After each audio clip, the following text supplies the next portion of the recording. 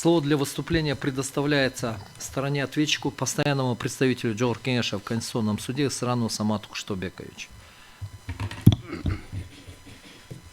Саламатсыздар, уважаемые Тураба, уважаемые судьи Конституционного суда, уважаемые участники судебного заседания. Джохор Кенеш Кыргызской Республики, проанализировав ходатайство Руслана Кенешевича Жолдошева, представляющего интересы ГАО Джинвей, считает приведенные в нем доводы необоснованными, а требования обращая в сторону неподлежащим удовлетворению по следующим основаниям. В соответствии с частью 2 статьи 24 Конституции Кыргызской Республики, Кыргызская Республика все равно перед законом и судом. Принцип равенства распространяется не только на непосредственно признаваемые Конституцией Кыргызской Республики права и свободу, но и на связанные с ними другие права, приобретаемые на основании закона. Данные конституционные принципы корреспондируются с положением статьи 26 Международного пакта о гражданских и политических правах, которым закрепляется гарантия права каждого человека на равенство всех перед законом, на равную защиту закона.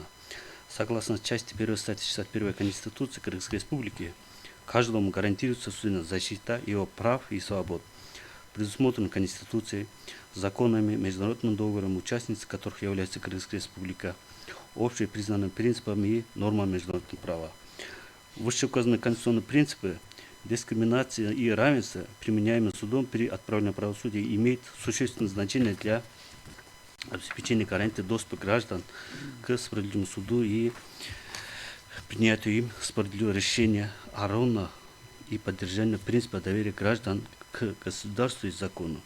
В Кыргызской Республике гарантия судебной защиты прав и свобод человека и гражданина, находясь на взаимосвязи с правом на пересмотр дела вышестоящим судом, не подлежит никаким ограничениям и осуществляется на основании принципа равенства всех перед законом и судом. Обеспечение права граждан на судебную защиту является важным признаком правового государства. Судебная защита является универсальным, поэтому наиболее эффективным способом защиты нарушенных прав и свобод личности.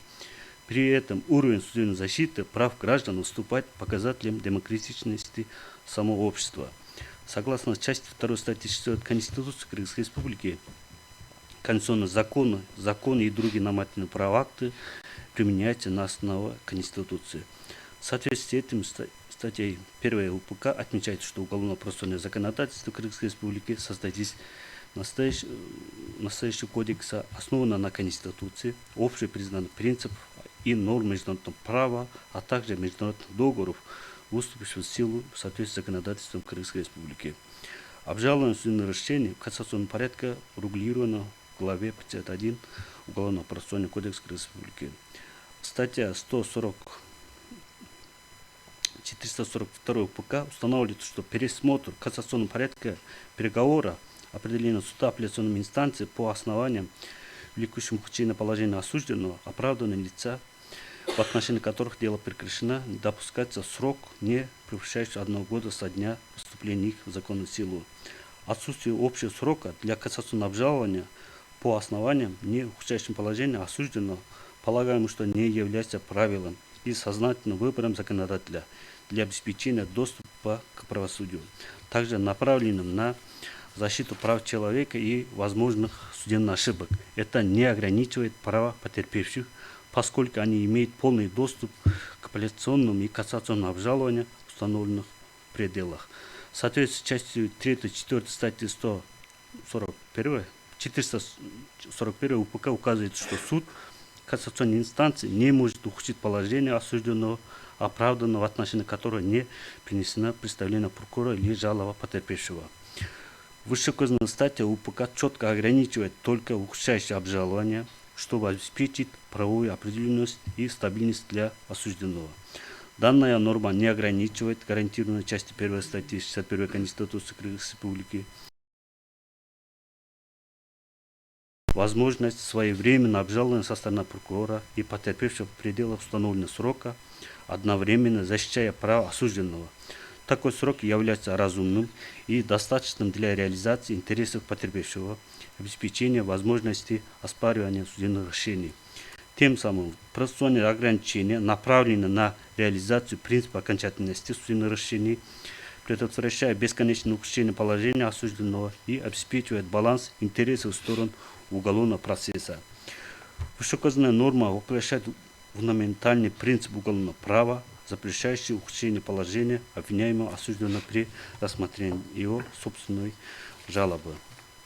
Таким образом, оспариваемая норма не исключает право лица на судебную защиту, а определяет процессуальные условия реализации данного права на чрезвычайной стадии уголовного процесса. Кассационная жалоба осужденного, поданная по истечению длительного срока, подлежит обязательной проверке судом на предмет наличия уважительных причин пропуска срока и существенных нарушений, повлияющих на исход дела. Суд вправе оставить такую жалобу без рассмотрения при отсутствии законных оснований. Процессуальное законодательство содержит механизмы противодействия злоупотреблению правами, в том числе при подаче кассационных жалоб. Вместе с тем, ограничение по сроку статьи 442 УПК распространяется на любые кассационные жалобы, влекущие ухудшение положения, а не только на жалобы от потерпевших. Право потерпевшего защищается не только в уголовном, но в гражданском процессе. В данном случае потерпевший уже воспользовался механизмом пересмотра судебных актов по вновь открытым обстоятельствам, что свидетельствует об эффективности существующих правовых инструментов. На основании изложенного в статьи 34 Конституционного закона Кыргызской Республики о Конституционном суде Кыргызской Республики просим ходатайство Жолдошева о проверке конституционности статьи 142 Уголовного процессуального кодекса Республики оставить без удовлетворения, поскольку не является противоречащим части 1 статьи 61 Конституции Кыргызской Республики. Спасибо за внимание.